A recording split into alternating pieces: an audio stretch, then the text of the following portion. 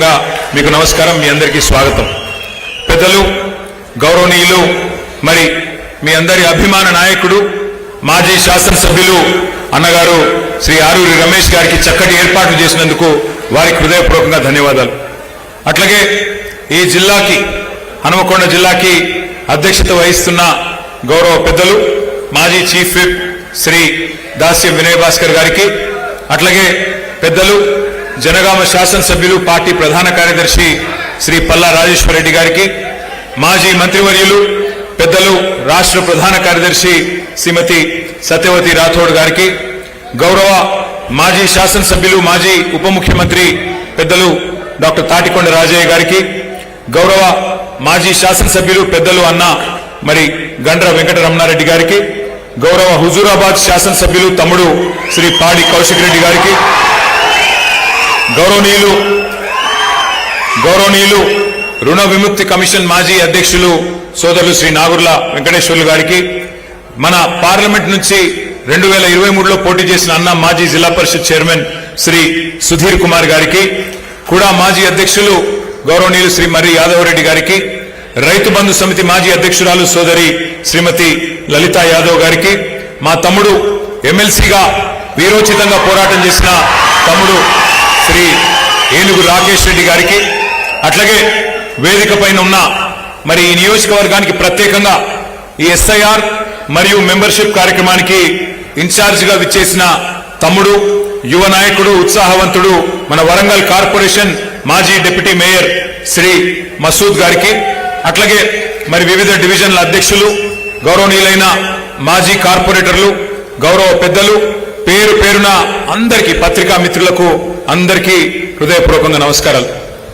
ఈరోజు ఈ సమావేశం చూస్తూ ఉంటే మీరు క్రమశిక్షణగా పద్ధతిగా కూర్చున్న పద్ధతి చూస్తుంటే నాకిదేదో కార్యకర్తల సమావేశంలాగా లేదు తెలంగాణ రణక్షేత్రంలో ఎప్పుడు ఎలక్షన్లు వస్తాయా ఎప్పుడు కొదమ సింహాల్లాగా దుంకి మరి అటు కాంగ్రెస్ ఇటు బీజేపీని మట్టి గడిపిద్దామా అన్నట్టుగా ఉన్న కొదమ సింహాల్లాగా మీరందరూ కూడా కనబడతా ఉన్నారు మామూలు విషయం కాదు 2.5 సంవత్సరాలు అయింది మన పార్టీ అధికారం కోల్పోయి కానీ పోయింది అధికారం మాత్రమే ప్రజల అనురాగం పోలేదు ప్రజల మమకారం పోలేదు ఎక్కడికి పోయినా రాష్ట్రంలో ఈరోజు నేను మొన్న ఖమ్మం పోయినాను నిన్న ఆదిలాబాద్ పోయాను నిన్న రాజేంద్ర నగర్ పోయాను ఎక్కడికి పోయినా ఇవాళ రాష్ట్ర వ్యాప్తంగా ఒక్కటే నినాదం మారుమోగుతా ఉన్నది మోసకారి కాంగ్రెస్ పోవాలే కేసీఆర్ తిరిగి రావాలే నాకైతే రాష్ట్ర వ్యాప్తంగా ఉన్న పరిస్థితి చూస్తూ ఉంటే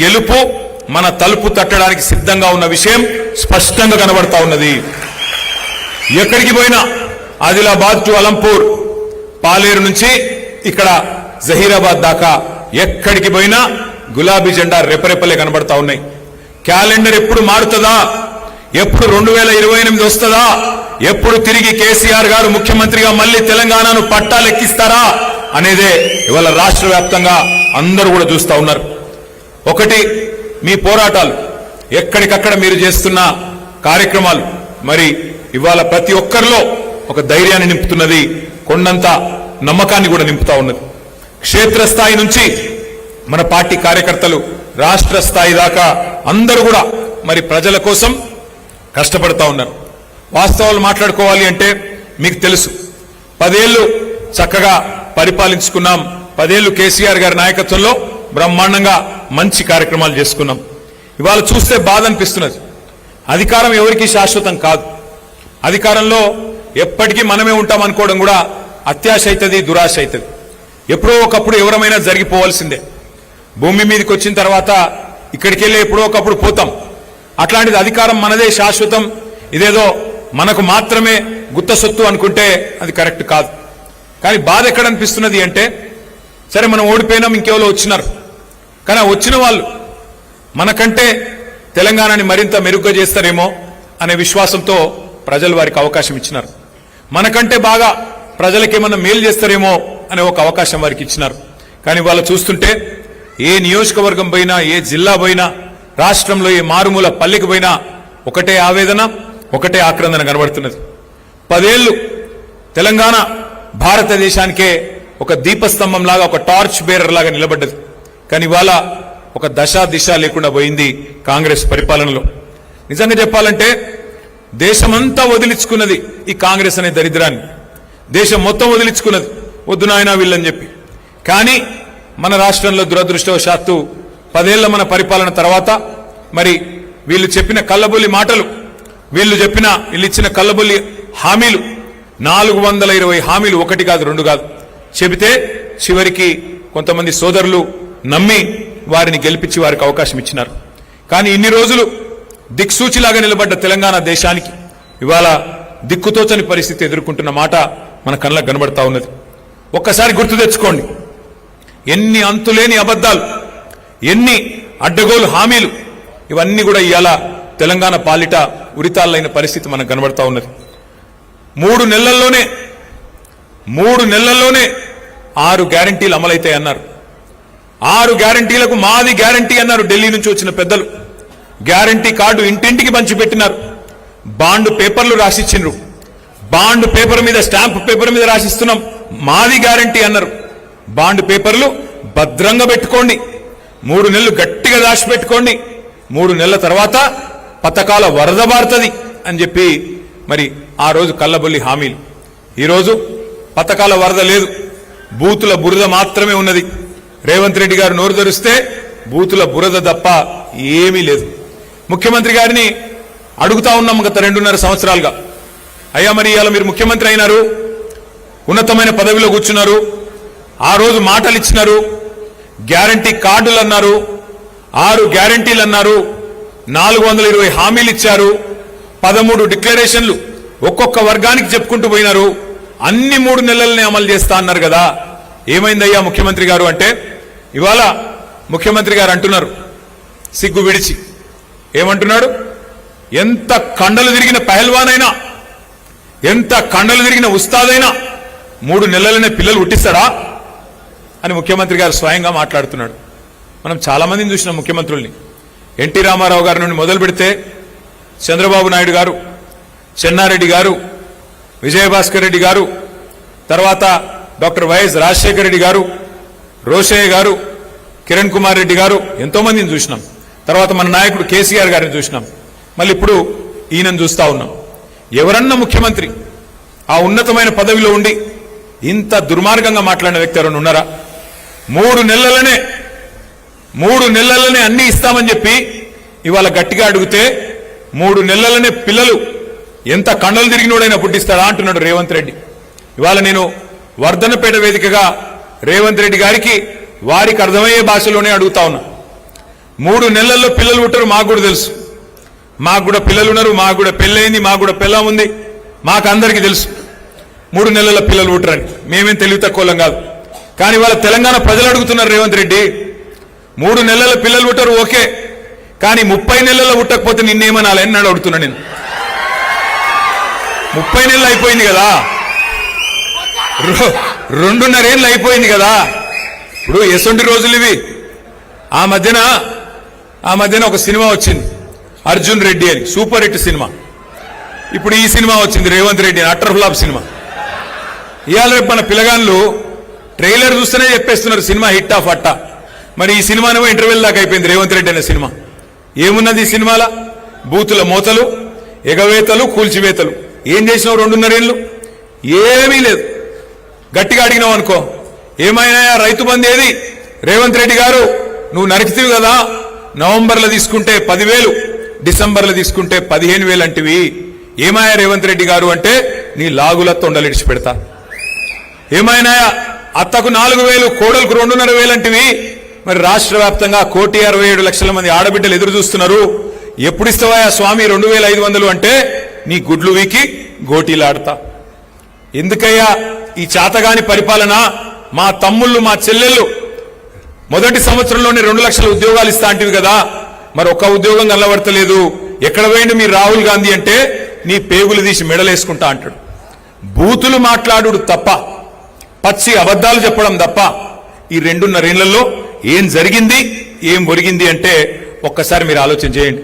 మనం ఎన్నికలకు ముందే చెప్పినాం, ఢిల్లీ వాళ్ళ చేతుల్లోకి పాలన పెడితే మనం మన స్వతంత్రాన్ని వదులుకొని ఢిల్లీకి సామంతులుగా ఉంటే నష్టపోయేది తెలంగాణ అని మొదటి నుండి చెప్తా ఉన్నాం. ఈ రెండు ఢిల్లీ పార్టీలు ఎన్నటికైనా వాళ్ళు స్వతంత్రులు కాదు, ఢిల్లీకి సామంతులు.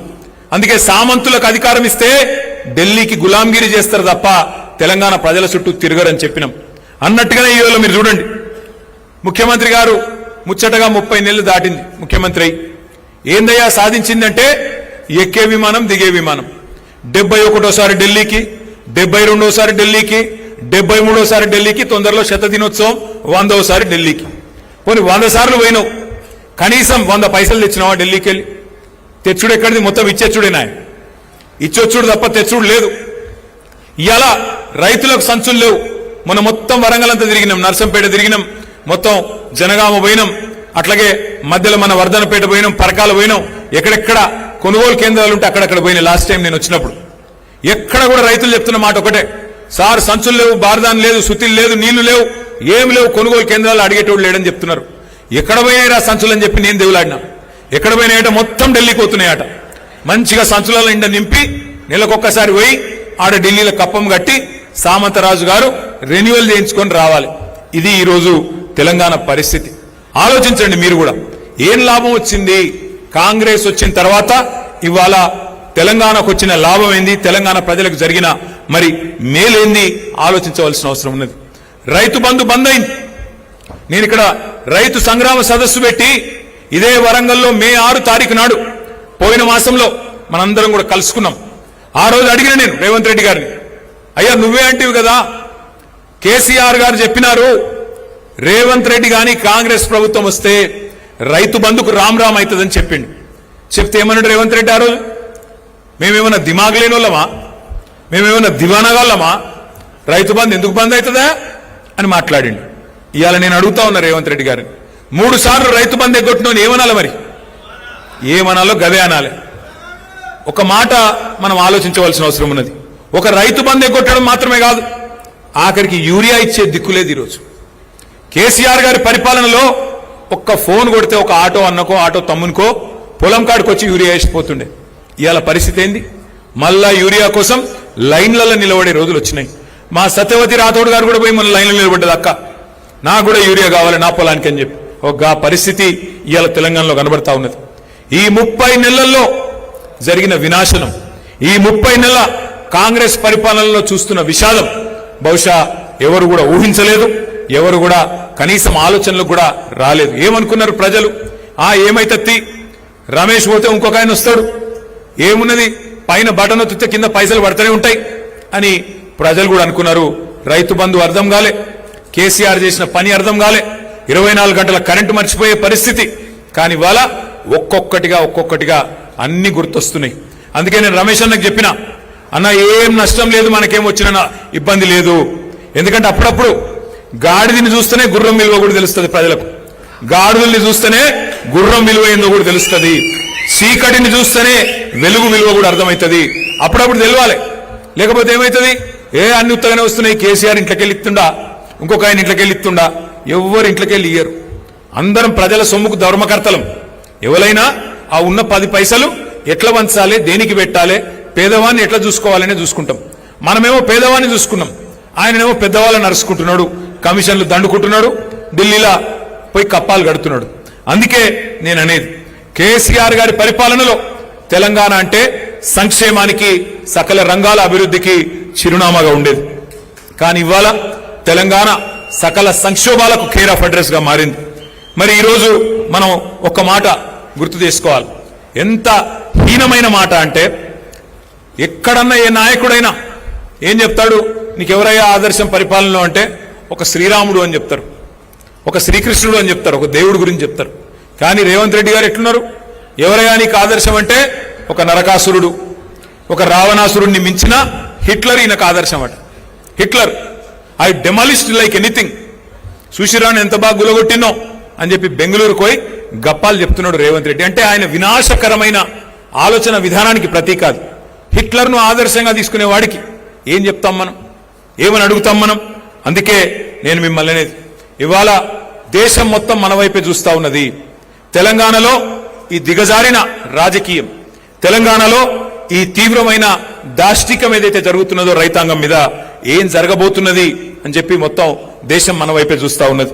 అబద్ధాలను నమ్మి ప్రజలు ఇచ్చిన తీర్పు, దానికి ఫలితం ఈ మార్పు. అందుకే ఇవాళ దేశం మొత్తం చూస్తున్నది. ఇందిరమ్మ రాజ్యం అంటే ఇంటింటా సంక్షోభం అని అందరికీ అర్థమైంది.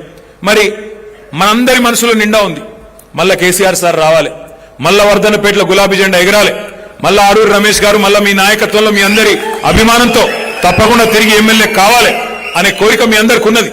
కానీ కోరిక కేవలం మనసులో ఉంటే సరిపోదు.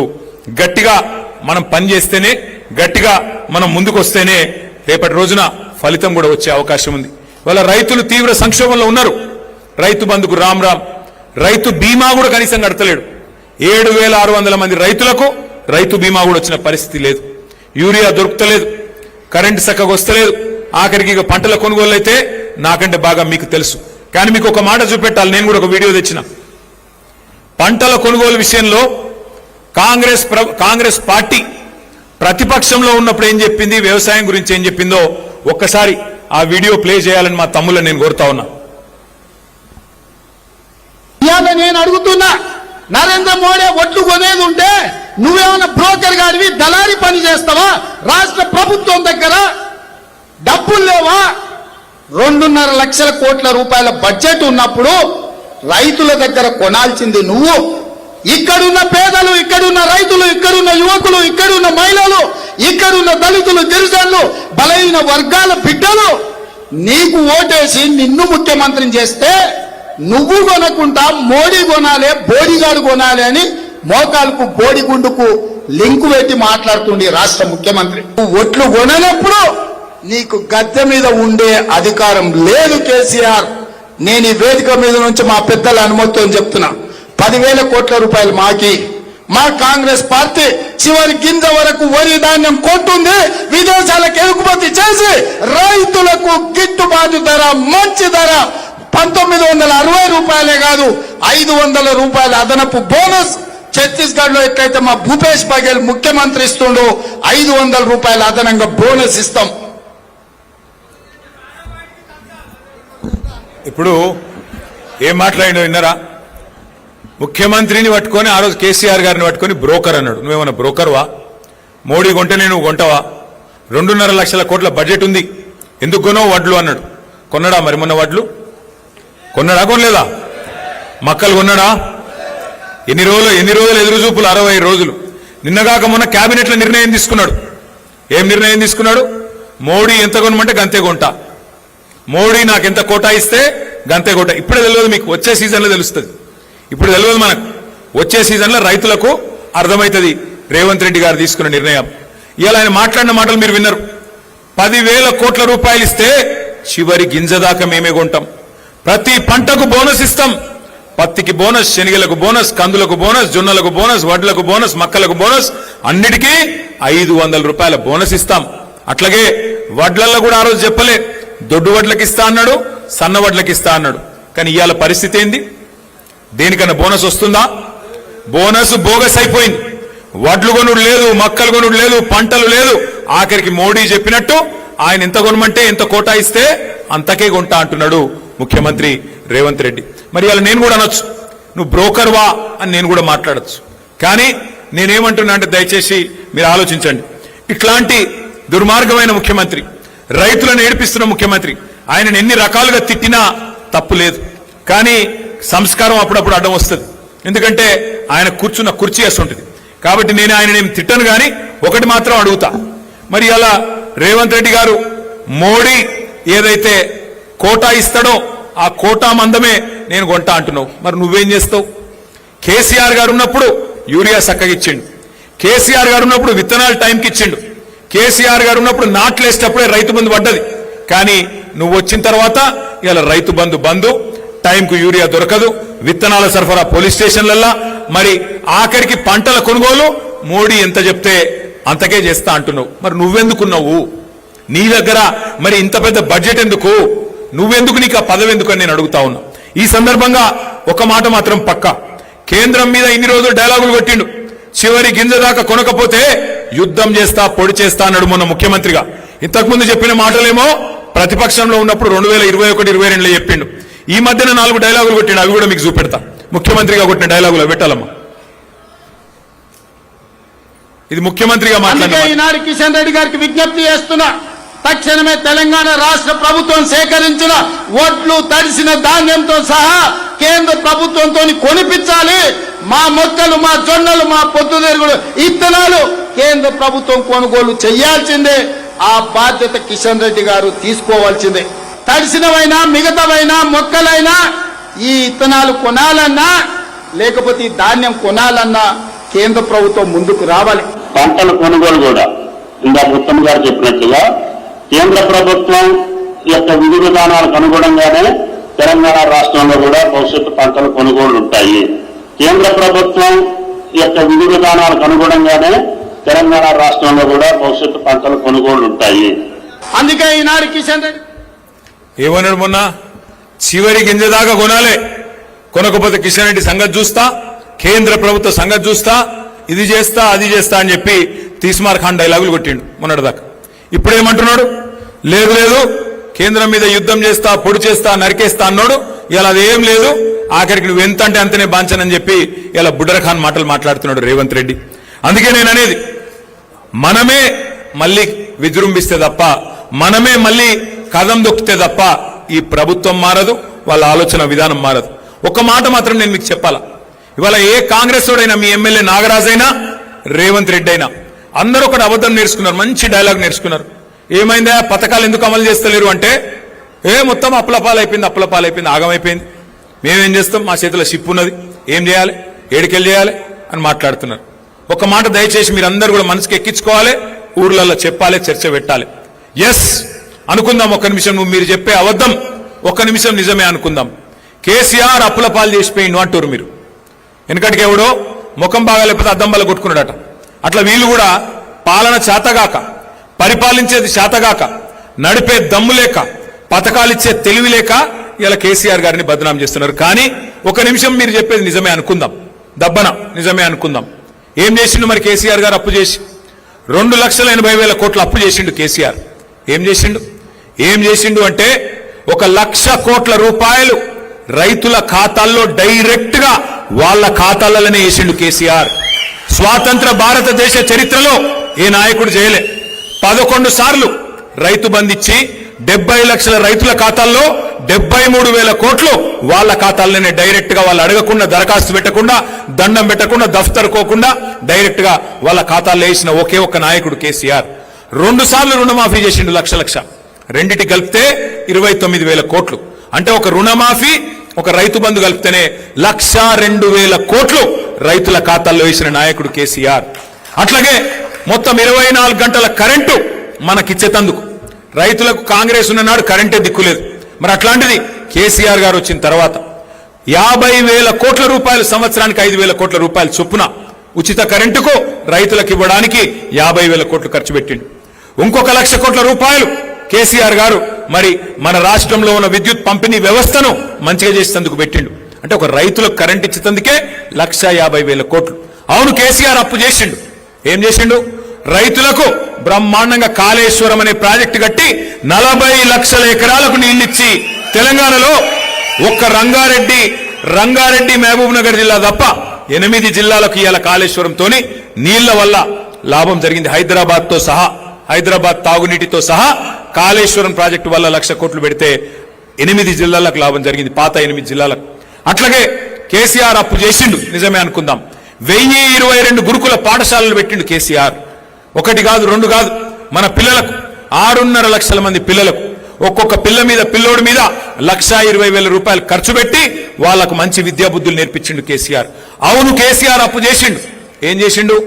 14 లక్షల మంది పిల్లలకు, ఆడపిల్లలకు ఒక మేనమామ లాగా కళ్యాణ లక్ష్మి, షాదీ ముబారక్ పేరు మీద ఒక్కొక్కరికి 1,00,000 రూపాయలు ఇచ్చి లగ్గం చేసిండు కేసీఆర్. అవును, కేసీఆర్ అప్పు చేసిండు. 15 లక్షల మందికి ఆడపిల్ల పుడితే 13,000, మగపిల్లగాడు పుడితే 12,000 రూపాయలు ఇచ్చిండు కేసీఆర్. అవును, కేసీఆర్ అప్పు చేసిండు. ఏం చేసిండు? 200 రూపాయల పెన్షన్ను 2,000 చేసిండు. 46 లక్షల మందికి పెన్షన్లు ఇచ్చిండు కేసీఆర్ అప్పు చేస్తే ఇంకా చెప్పమంటే ఇంకో గంట చెప్తా. జిల్లాలు కట్టించిండు, కలెక్టరేట్లు కట్టించిండు, కొత్త కమిషనరేట్లు కట్టించిండు, బ్రహ్మాండంగా కొత్త పంచాయతీలు చేసిండు, తాండాలను పంచాయతీలు చేసిండు, కొత్త రెవెన్యూ డివిజన్లు, కొత్త మున్సిపాలిటీలు, కొత్త మండలాలు కేసీఆర్ గిన్ని చేసిండు 10 ఏళ్లలో. నేను రేవంత్ రెడ్డిని అడుగుతున్నా, రైతు వేదికలు కట్టిండు కేసీఆర్. నువ్వేం చేసినావు? 2.5 ఏళ్లలో 4 లక్షల కోట్లు అప్పు చేసిండు రేవంత్ రెడ్డి. 4 లక్షల కోట్లు. కేసీఆర్ 10 ఏళ్లలో 2,80,000 కోట్లు అప్పు చేస్తే ఈయన 2.5 ఏళ్లలో 4 లక్షల కోట్లు అప్పు చేసిండు. మనం 10 ఏళ్లలో చేసిన దానికంటే 1.5 రెట్లు ఎక్కువ చేసిండు. మరి ఏమైంది 4 లక్షల కోట్ల అప్పు? ఎవల జేబులకు పోయింది? రైతు బంధు పెంచినవా? పెన్షన్ పెంచినవా? ఆడపిల్లలకు 2,500 ఇస్తాను ఇచ్చినవా? ఏం పని చేసినావు? మరి నిరుద్యోగులకు నిరుద్యోగ భృతి 4,000 ఇస్తాను ఇచ్చినవా? ఎవరికి ఇచ్చినావు? స్కూటీలు ఇస్తాను ఇచ్చినవా? కొత్త చెరువు కట్టినవా? కొత్తగా ఒక్క పని చేసినవా? ఎక్కడ పోయినాయి 4 లక్షల కోట్ల అప్పు? మరి ఇక యాడికి పోతున్నాయో గాడికే పోతున్నాయి. అందుకే నేను అనేది, ఇవాళ ధాన్యం కొనవు, యూరియా ఇయ్యవు, రైతు బంధు ఇయ్యవు, ఉద్యోగాలు ఇయ్యవు, పెన్షన్లు పెంచవు, 6 గ్యారంటీలు అమలు చేయవు, 13 డిక్లరేషన్లు పక్కకు పెట్టినావు. కేసీఆర్ దళిత బంధు అంటే దళిత బంధు కాదు, అంబేద్కర్ అభయహస్తం ఇస్తా. కేసీఆర్ 10 లక్షలు ఇస్తే నేను 12 లక్షలు ఇస్తా అంటివి. ఒక్క మనిషికి 12 పైసలు ఇచ్చినవా ఈ రాష్ట్రంలో? దళిత బంధును పొందబెట్టినావు. అంబేద్కర్ అభయహస్తం అన్నావు, ఇచ్చినవా? బీసీలకు సంవత్సరానికి 20,000 కోట్లు ఇస్తా అన్నావు. బీసీ సప్లాన్ పెడతా అన్నావు. 5 ఏళ్లలో 1,00,000 కోట్లు ఇస్తా అన్నావు. బీసీలకు ఇచ్చినవా? ఎవరికి ఇచ్చినవు? మైనారిటీ సప్లాన్ అంటివి, ఇంకేదో చేస్తా అంటివి. ఏం చేసినావు? ఈ మాట అడిగితే రేవంత్ రెడ్డి గారికి తెలిసిన విద్య ఒకటే, కేసులు పెట్టాలి, ఇబ్బంది పెట్టాలి, కేసీఆర్ ను బదనాం చేయాలి, ఏదో ఒకటి చేసి మొత్తానికైతే ఆగమాగం చేయాలి.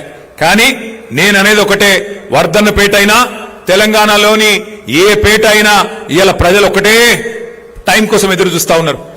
ఎప్పుడు కుర్చీ మడత పెట్టి రేవంత్ రెడ్డిని, కాంగ్రెస్ పార్టీని ఎప్పుడు తరిమి తరిమి తరిమి తరిమి కొట్టాలని చెప్పి ఎదురు చూస్తా ఉన్నారు.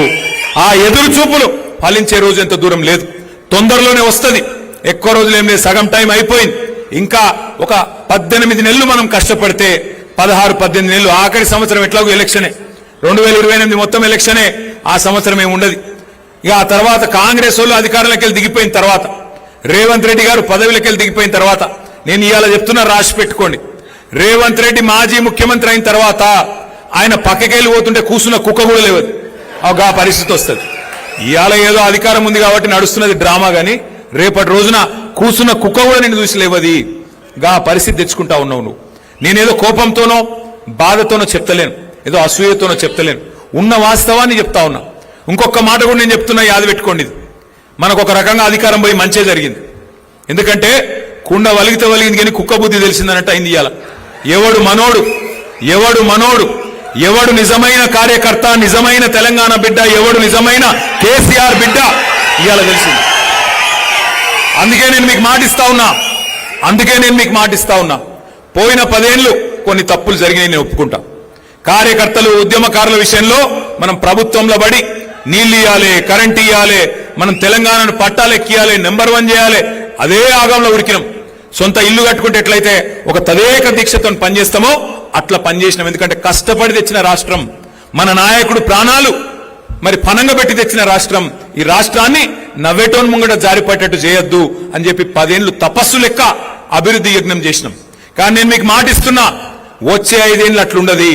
వచ్చే 5 ఏళ్లు కార్యకర్తల అభివృద్ధి లక్ష్యంగా, కార్యకర్తలను మంచిగా చూసుకోవడమే లక్ష్యంగా పనిచేస్తాం. ఇదేదో మీ సప్పట్ల కోసం ఇంకో దానికోసం నేను చెప్తలేను. నేను ఎందుకు చెప్తున్నా అంటే 25 ఏళ్లు నిండింది పార్టీ, ఇంకొక 25 ఏళ్లు, ఇంకో 50 ఏళ్లు పార్టీ ఉండాలంటే మూల స్తంభాలు మీరు, నిలబెట్టేది మీరు. నేనైనా రమేష్ అన్నైనా మేము ఇక్కడ నిలబడి ఉపన్యాసం ఇవ్వగలుగుతామో, 100 మందిని కలవగలుగుతాం. కానీ గ్రామ గ్రామాన కేసీఆర్ గారి పేరు చెప్పి కేసీఆర్ గారిని గట్టిగా కాపాడుతున్నది, మాకు కొండంత విశ్వాసాన్ని ఇస్తున్నది మీరు. కాబట్టి వచ్చే 5 ఏళ్లు నేను మళ్ళా చెప్తా ఉన్నా, వచ్చే 5 ఏళ్లు ఏది మర్చిపోం. మనని ఇబ్బంది పెట్టినోని మర్చిపోం, మన మీద కేసులు పెట్టినోని మర్చిపోం, అట్లాగే మనతో నిలబడ్డోళ్ళని కూడా మర్చిపోము. తప్పకుండా నేను చెప్తున్నాను, కేసీఆర్ సార్ అంత మంచోన్నైతే కాదు. వచ్చే 5 ఏళ్లు చిట్టినాయుడికి, ఆయన బృందానికి సినిమా చూపెట్టే బాధ్యత నాది.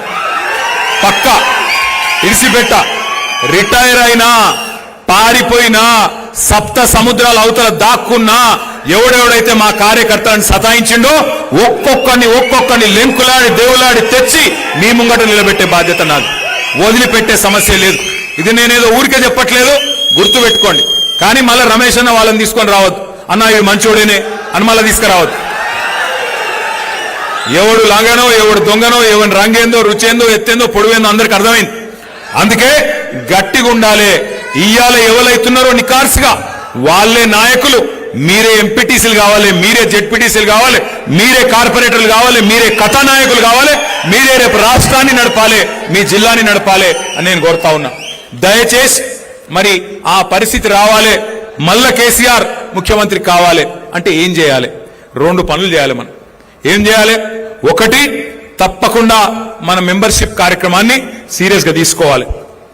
అందులో మరి చాలు చేయజరా మెంబర్షిప్ కార్యక్రమాన్ని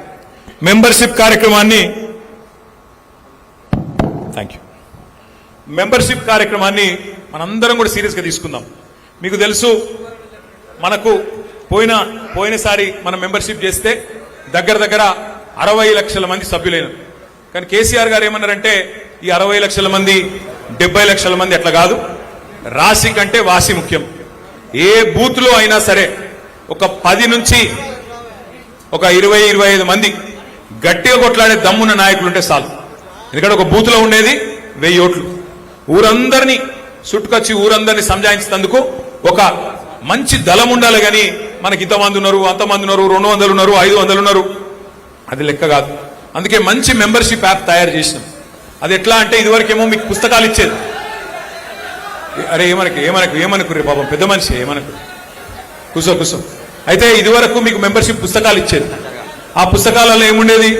పేరు, తండ్రి పేరు, అడ్రస్సు, ఓటర్ ఐడి నెంబరు అని చెప్పి మీ అందరికీ ఆ కాగితాలు ఇస్తే, పుస్తకాలు ఇస్తే మీరు నింపుకొని వచ్చేది, సభ్యత్వ రుసుము కట్టేది, మళ్ళీ పార్టీ ఆఫీస్కి ఇచ్చేది. కాకపోతే చాలాసార్లు ఏమవుతుందో నాకెరికే మీకెరికే, మీ నాయకులు గ్రామ స్థాయిలో నాయకులు ఉంటారు, మీరు మీ ఇంట్లో కూర్చొని రాస్తూనే ఉంటారు. రే వాడు మనోడేనారా, మనోడే, రాయి అని చెప్పి ఎక్కడోళ్ళు అక్కడ రాసుకున్నాడు తప్ప ఇల్లులు తిరిగి చేయరు. అందుకే ఈసారి ఏం చేసినామంటే, మనం ఇవాళ రేపు సినిమా టికెట్లు ఫోన్లోనే కొంటున్నాం, ట్యాక్సీలు ఫోన్లోనే, తిండి ఫోన్లోనే కొడుతున్నాం, అన్ని ఫోన్లోనే నడుస్తుంది. ఇవాళ రేపు టీవీలు చూసుడు తగ్గింది, పేపర్లు చదువుడు తగ్గింది. ఏమనంటే ఫోన్ పట్టుకున్నాడు ఇట్లా ఇదే నడుస్తున్నది ఇవాళ రేపు. అందుకే మరి ఇలా పిల్లలు కూడా బాగా తేజున్నారు, మన యువకులు, మన కార్యకర్తలు. అందుకే ఏమనుకున్నామంటే ఈసారి మన మెంబర్షిప్ కూడా, మన సభ్యత్వ నమోదు కూడా డిజిటల్ పద్ధతిలో మంచిగా కొత్త తరహాలో చేయాలి అని ఆలోచన చేసింది. అంటే ఏంటిది డిజిటల్ పద్ధతి అంటే? ఏం లేదు, మెంబర్షిప్ ఒక యాప్ ఉంటుంది. మీకు ప్రతి బూత్ లో మీకు ఒక 2 పిల్లలకి, చాకు లాంటి పిల్లలకు ట్రైనింగ్ ఇస్తాం, పార్టీ ట్రైనింగ్ ఇస్తుంది. ట్రైనింగ్ లో కూడా పెద్ద అందులో ఏం ఆగమయ్యేది ఏం లేదు. ఉదాహరణకు చెప్తున్నా నేను, వర్ధనపేట నియోజకవర్గంలో బూత్ నంబర్ 50, ఆ 50వ బూత్ లో 2 బూత్ లెవెల్ ఏజెంట్లు ఉన్నారు. ఆ 2 బూత్ లెవెల్ ఏజెంట్లు ఎవరైతున్నారో వాళ్లకు మెంబర్షిప్ యాప్ లో ఆ బూత్ లోని ఓటర్ల పేర్లు మాత్రమే కనబడతాయి. వేరే పక్క బూత్ కనబడది, యువతల బూత్ కనబడదు, 51 కనబడది, 49 కనబడదు. మీ బూత్ లో ఉండే కార్యకర్తల పేర్లు మాత్రం, మీ బూత్ లో ఉండే ఓటర్ల పేర్లు మాత్రమే మీకు కనబడతాయి. మీరు ఇంటింటికి పోవాలి. పోయినాక ఉదాహరణకు అక్కడ ఒక ఆయన రమేష్ అని ఉన్నాడు, మీరు ఏం లేదు, ఆ యాప్ లో రమేష్ అని కొడితే ఆ మీ బూత్ లో ఉండే రమేష్ల పేర్లు అన్ని వస్తాయి. అందులో అసలు రమేష్ ఎవరు, మీరు చూస్తున్న రమేష్ ఎవరో, ఆరూరి రమేషా లేకపోతే ఇంకో రమేష, జోరిక రమేషా చూసుకోవాలి. అది ఒత్తాలి. ఒత్తినాక ఆయన పేరు, తండ్రి పేరు, అడ్రస్, ఓటర్ ఐడి అన్ని వచ్చేస్తాయి ఆటోమేటిక్ గా. మీరు మళ్ళీ టైప్ చేసే అవసరం లేదు, ఆటోమేటిక్ గా యాప్ లోకి ఎక్కుతుంది. మీరు 2 పనులు చేయాలి. ఒకటి, వెంటనే ఆయన ఫోన్ నంబర్ తీసుకోవాలి. ఫోన్ నంబర్ కూడా వెంటనే ఆయన ఎంటర్ చేయాలి. ఎంటర్ చేస్తే ఓటీపీ వస్తుంది. ఓటీపీ అంటే ఎరికే కదా, ఎరికేనా కాదా? 1 టైం పాస్వర్డ్. ఎందుకు? అది కూడా ఎవరైనా గిట్లనే తప్పుడు నెంబర్లు ఇస్తే అని, కరెక్ట్ నెంబర్ ఇచ్చిరేలా చూసుకుంటేందుకు ఓటీపీ వస్తుంది. ఆ ఓటీపీ కొట్టంగానే ఆ ఫామ్ సేవ్ అవుతుంది. ఇంకోటి ఫోటో కొట్టాలి. ఫోటో వెంటనే అదే యాప్ లో ఫోటో తీసుకోవాలి. ఫోటో అందులోనే ఉంటుంది. ఫోటో ఎందుకు? మీకు రేపు ఈ మెంబర్షిప్ తర్వాత ప్రతి ఒక్కరికి ఒక బ్రహ్మాండమైన కార్డు, డిజిటల్ కార్డు, మంచి కార్డు ఈరోజు ఇది చేసుకున్నాం కదా, ఇటువంటి కార్డు మీ అందరికీ ఇవ్వడం జరుగుతుంది. ఇది ఎందుకు? రేపు మనం అధికారంలోకి వచ్చిన తర్వాత ఈ కార్డులో మీరు కీసలు పెట్టుకొని ఏ ఆఫీస్కి పోయినా వాళ్ళు సల్యూట్ కొట్టి మీకు పని చేయాలి, మంచిగా గౌరవం ఇవ్వాలి, తప్పకుండా రేపు రోజున మంచిగా చూసుకోవాలనే ఉద్దేశంతో ఆ కార్డు. అట్లే ఇంకొక పని కూడా చేస్తున్నాం. ఇప్పుడు నేను చెప్పేది డేంజర్ ముచ్చట. చాలా మంది ఏం చేస్తారు, ఆడికాడికి ఎక్కడో అక్కడనే ఆయనతో నింపేస్తారు, అక్కడనే కూర్చొని నింపుతారు. ఈ యాప్లో ఏం పెట్టినామంటే ఈసారి మీరు ఎక్కడ ఉన్నారో తెలుసుకునే తందుకు ఒక బటన్ కూడా పెట్టినాం. ఆ బటన్ ఒత్తితే జీపీఎస్ అంటే తెలుసు కదా, లాటిట్యూడ్ లాంగిట్యూడ్, నువ్వు రమేష్ ఇంటి ముంగట్టున్నావా నీ ఇంట్లో ఉన్నావా అది కూడా తెలిసిపోతుంది. ఇక తప్పించుకునే అవకాశం లేదు. నీ ఇంట్లో కూర్చొని నువ్వు మొత్తం సపరేట్ కన్నా మొత్తం రాసినవా లేకపోతే నిజంగానే కరెక్ట్ గా చేసినవా ఇది కూడా తెలిసిపోతుంది. కాబట్టి మెంబర్షిప్ యాప్ ఏదైతున్నదో ఇది తొందరలోనే బూత్ కి 2 చొప్పున మీకు ట్రైనింగ్ చేయడం జరుగుతుంది. దయచేసి మరి వర్ధన్నపేటలో గతంలో మీరు 1,00,000 ఓట్ల మెజారిటీతో గెలిచిన నియోజకవర్గం వర్ధన్నపేట, 99,000 చిల్లర ఓట్లతో గెలిచిన నియోజకవర్గం. మెంబర్షిప్ లో కూడా 282 బూత్లలో నంబర్ 1 గా వర్ధన్నపేట నిలబడాలి. మరి దానికి బాధ్యత మీరే తీసుకోవాలని చెప్పి నేను మిమ్మల్ని అందరినీ కోరుతా ఉన్నాను. రమేష్ అన్న కంటే ఎక్కువ బాధ్యత మీదే. ఇంకొకటి, ఇక రెండో కార్యక్రమం, ఒకటి యూత్కే ఇస్తాం. తమ యూత్ కాకపోతే ఫోన్ ఎవరికి నడిపిస్తుందిరా, మీకే నడిపిస్తుంది. రెండవది ఎస్ఐఆర్ అనే కార్యక్రమం చాలా అవుతుంది. ఎస్ఐఆర్, ఈ ఎస్ఐఆర్ గురించి దయచేసి ఒక 5 నిమిషాలు జాగ్రత్తగా వినాలి. ఒక చిన్న ప్రజెంటేషన్ కార్యక్రమం ఉన్నది. ఈ ఎస్ఐఆర్ అంటే ఏంది, ఎస్ఐఆర్ అంటే ఏంది ఒక్కసారి ఆ స్క్రీన్ చూడాలి, మీరు అక్కడ చూడాలి. జర దయచేసి అందరు కూడా ఒక 5 నిమిషాలు జర మీరు అడ్డమట్టు ఉండకూడతాం, కూర్చొని ఆడికే పోన్నా సరే, నన్ను అటు పోమంటారు అటే పోతాయి. ఎస్ఐఆర్ అనే కార్యక్రమం ఏంటిది, ఆ స్క్రీన్ దయచేసి ఒక 10 నిమిషాలు, ఒక 5-10 నిమిషాలు ఒడగొట్టుకుందాం. జర దయచేసి అందరు కూడా శ్రద్ధ పెట్టాలి. ఈ ఎస్ఐఆర్ అంటే ఏంది? ఎస్ఐఆర్ అంటే ఇదేదో కొత్త విషయం కాదు, బ్రహ్మ పదార్థం కాదు. ఎస్ఐఆర్ అంటే special intensive revision. Voter list ను జల్లెడబట్టే కార్యక్రమం, ఓటర్ లిస్ట్ ను వడవోసే కార్యక్రమం ఎస్ఐఆర్. ఇందులో ఏం లేదు, 4 విషయాలు ఇందులో ముఖ్యమైన విషయాలు. ఎస్ఐఆర్ అనేది మరి మీకు డౌట్ రావచ్చు, అరే ప్రతి సంవత్సరం కూడా మనం ఓటర్ లిస్ట్ లో మార్పులు చేర్పులు ఉంటాయి కదా, కొత్తగా ఎవరికన్నా 18 ఏళ్ళు నిండితే వాళ్ళ పేరు రాసుకోవచ్చు కదా, మరి ఇదేం కార్యక్రమం అని చెప్పి మీకు అనుమానం రావచ్చు. ప్రతి సంవత్సరం జనవరి 1 నాడు ఎవరోలకు 18 ఏళ్ళు నిండుతాయో వాళ్ళ పేర్లు రాయించుకోవచ్చు. కానీ దీని ప్రత్యేకత ఏంటి అంటే ఇది ఇంటింటికి అధికారులు వస్తారు. ప్రతి సంవత్సరం మనం పోయి రాయించుకోవాలి అధికారుల దగ్గరికి, కానీ ఈసారి అట్లా కాదు, ఇంటింటికి అధికారులు వస్తారు. మరి నెక్స్ట్ స్లైడ్, అసలు నెక్స్ట్ స్లైడ్. ఎస్ఐఆర్ లో ప్రత్యేకత ఏంటి అంటే భారతదేశంలో ఎస్ఐఆర్ మొదటిసారి జరుగుతలేదు. ఇదివరకు 13 సార్లు జరిగింది, ఈసారి జరిగేది 14వ. లాస్ట్ టైం ఎప్పుడు జరిగింది అంటే మన దేశంలో, మన రాష్ట్రంలో, మన జిల్లాలో 2002లో జరిగింది. మళ్ళా ఇప్పుడు జరుగుతా ఉన్నది, 24 ఏళ్ల తర్వాత ఇప్పుడు జరుగుతుంది. మరి ఇప్పుడు ఏం జరుగుతుందంటే నెంబర్ 1, 2002లో ఆ రోజు ఉన్న ఓటర్ లిస్ట్, అప్పుడు వర్ధన్నపేట కాన్స్టిట్యున్సీ ఈ రోజున్న వర్ధన్నపేట కాన్స్టిట్యున్సీ కాదు, అప్పుడు జనరల్ సీట్ ఉండే, అప్పుడు ఆంధ్రప్రదేశ్ రాష్ట్రం ఉండే, ఇప్పుడు తెలంగాణ. అప్పటి వర్ధన్నపేట వేరు, ఇప్పటి వర్ధన్నపేట వేరు. కాబట్టి అప్పటి ఓటర్ లిస్టు, ఇప్పటి ఓటర్ లిస్టు రెండు పక్కపక్కన పెట్టుకొని అధికారులు 25 తారీఖు లోపల పోల్చి చూసుకుంటారు. అంటే మీకు 2002లో ఉదాహరణకి ఇప్పుడు ఆరూరి రమేష్ గారు ఉన్నారు. ఆరూరి రమేష్ గారికి 2 పిల్లలు, ఒక బాబు ఒక పాప. 2002లో ఆరూరి రమేష్ అన్న ఆయన భార్య పేరు మాత్రమే, తల్లిదండ్రి పేరు మాత్రమే ఓటర్ లిస్ట్ లో ఉన్నది. కానీ 2025 ఓటర్ లిస్ట్, మొన్న లేటెస్ట్ ఓటర్ లిస్ట్ చూస్తే అందులో విశాల్ పేరున్నది, బిడ్డ పేరు కూడా ఉన్నది. ఇప్పుడు మరి అధికారులు ఏం చేయాలి? ఈ విశాలు అన్న బిడ్డ పేరేంది మర్చిపోయాను, అక్షిత విశాల్, వాళ్ళిద్దరు కూడా ఆరూరి రమేష్ గారి పిల్లలు అని చెప్పి లింక్ చేయాలి, ఫ్యామిలీ మ్యాపింగ్ చేయాలి. 2002లో లేదు, ఇప్పుడు ఉన్నది 25లో, కాబట్టి 2 లింక్ చేయాలి. లింక్ చేయాలంటే ఏం చేయాలి? ఒక ఫారం నింపాలి, ఒక ఎన్యూమరేషన్ ఫారం అని ఉంటుంది, ఆ ఫామ్ నింపాలి. ఇది వాళ్ళ ఇంటింటికి వచ్చినప్పుడు ఇది మామూలుగానే చేసే కార్యక్రమం. మెయిన్ పని గదొకటే, ఫ్యామిలీ మ్యాపింగ్ చేయాలి. అట్లాగే ఎవరన్నా 18 ఏళ్ళు నిండితే వాళ్ళ పేరు యాడ్ చేపియాలి, అలా చేర్పించాలి. చచ్చిపోయిన వాళ్ళు ఎవరైనా ఉంటే వాళ్ళ పేర్లు డిలీట్ చేపియాలి. అట్లాగే మరి ఎవరన్నా మీ ఇంటికి కొత్త కోడలు వచ్చిందనుకో, వేరే ఊరికి వెళ్ళి, వేరే నియోజకవర్గంకి వెళ్ళి మీకు మీ కొడుకు పెళ్లి చేసుకున్నాడు, కోడలు వచ్చింది, ఆ కోడల పేరు ఇక్కడ రాపియాలి, అక్కడ తీపియాలి వాళ్ళ సొంతూరులో. అట్లాగే మీ బిడ్డ ఇక్కడికి వెళ్ళి ఇంకొక ఆడికి పోయిందనుకో, ఈడ తీపియాలి, ఆడ రాపియాలి. అంతే, చేరికలు తీసివేతలు, ఇంత తప్ప ఇలా పెద్దది ఏం లేదు.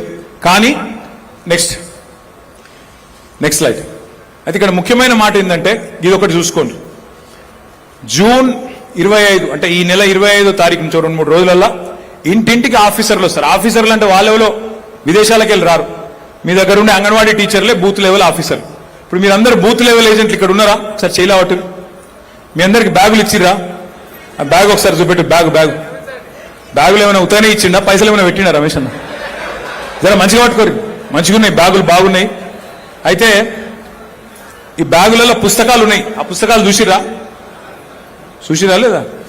ఒక పని చేయండి, బ్యాగ్ మంచిగా కొంటపోయి ఇంట్లో అల్మార్లో పెట్టుండ్రి, మళ్ళా పొరపాటును కూడా తీసుకురాకురి. అంతే కదా, నాకు తెలుసు మీరు తీసుకుపోయి లోపల వాడేస్తారు ఇట్లా, మళ్ళీ తీసేది లేదు చూసేది లేదు. జర దండం పెడతా తీసి చదువుండ్రి, అలా చాలా ముఖ్యమైన మాటలున్నాయి. ఈ డేట్లు చూసుకోండి. డేట్లు ఏమిటి అంటే జూన్ 25 నుంచి జూలై 24 దాకా నెల రోజులు ఇంటింటికి అధికారులు వస్తారు. ఇంటింటికి అంటే ఇప్పుడు మీరు బూత్ లెవెల్ ఏజెంట్లు ఉన్నారు, బూత్ లెవెల్ ఆఫీసర్లు ఉన్నారు. ఒక బూత్ లో ఉండేదే 1000 ఓట్లు. 1000 ఓట్లు అంటే 300 నుంచి 350 ఇండ్లు. నెల రోజులలో 350 ఇండ్లు తిరగాలి. అంటే రోజుకి ఎన్ని ఇండ్లు? 10 నుంచి 12, అంతకంటే ఎక్కువ కాదు. రోజుకు 10-12 ఇండ్లు తిరగాలంటే ఎంతసేపు అవుతుంది? 2 గంటలు అవుతుంది. ఆ 2 గంటల కంటే ఎక్కువేం కాదు.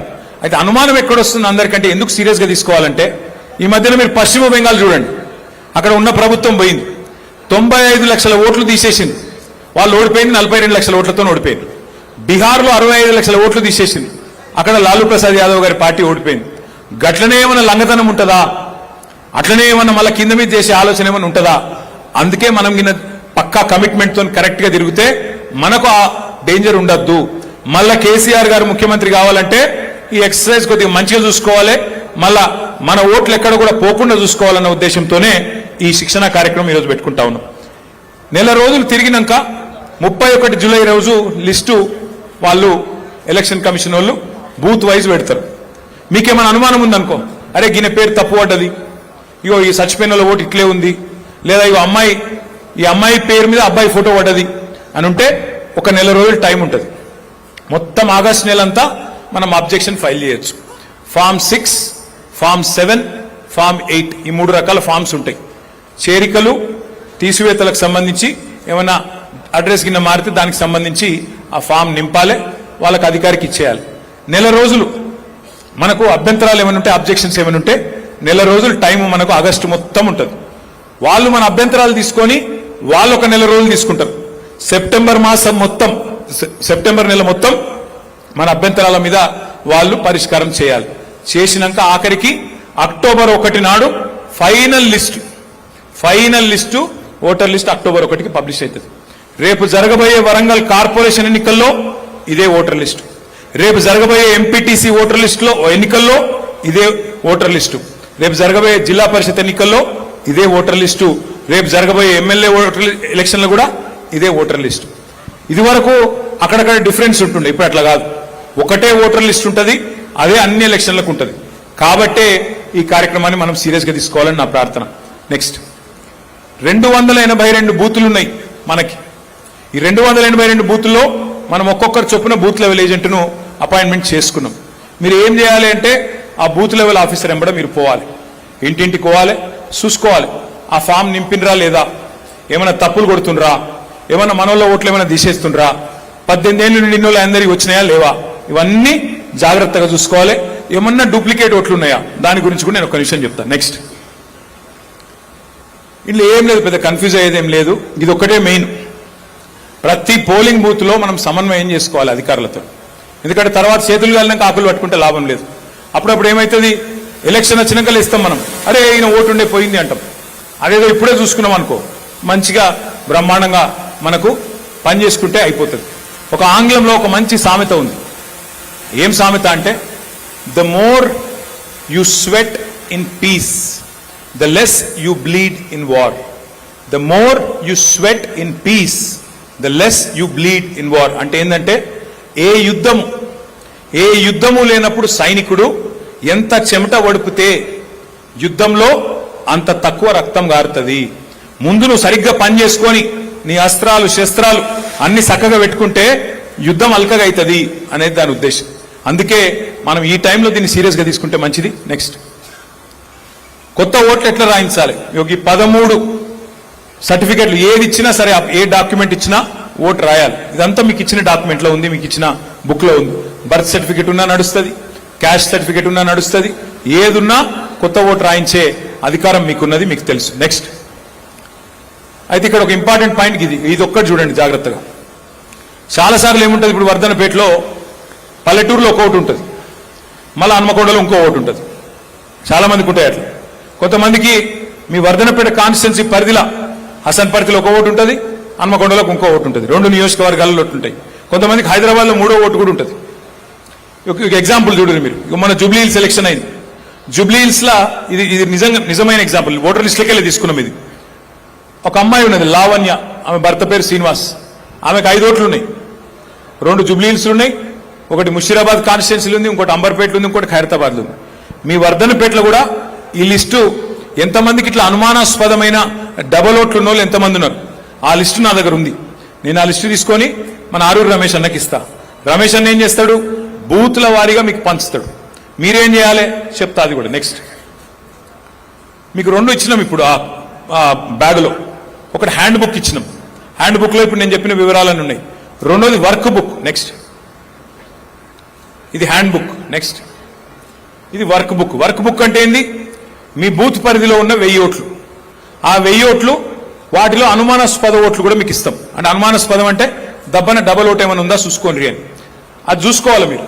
చూసుకొని ఎక్కడైనా మ్యాపింగ్ అయిందా కాలేదా. ఇప్పుడు ఆరూరు రమేష్కి 2 పిల్లలు అని చెప్పినా కదా, అక్షిత, విశాల్. వాళ్ళిద్దరు పేర్లు వాళ్ళ నాయనకు వాళ్ళ అమ్మకు లింక్ అయినాయా లేవా చూసుకోవాలి. లింక్ కాకపోతే ఎన్యూమరేషన్ ఫామ్ నింపినరా లేదా ఆ వర్క్ బుక్ లా చెక్ పెట్టుకోవాలి. అంటే రోజుకు 10-12 ఇండ్లే మీరు తిరిగేది, అంతకంటే ఎక్కువ తిరిగేది లేదు, ఆగమయ్యేది లేదు. నెల రోజుల మీద మొత్తం 300 ఇండ్లు కవర్ చేయాలి. నెల రోజులలో 300 ఇండ్లు, రోజుకు 10 ఇండ్లు.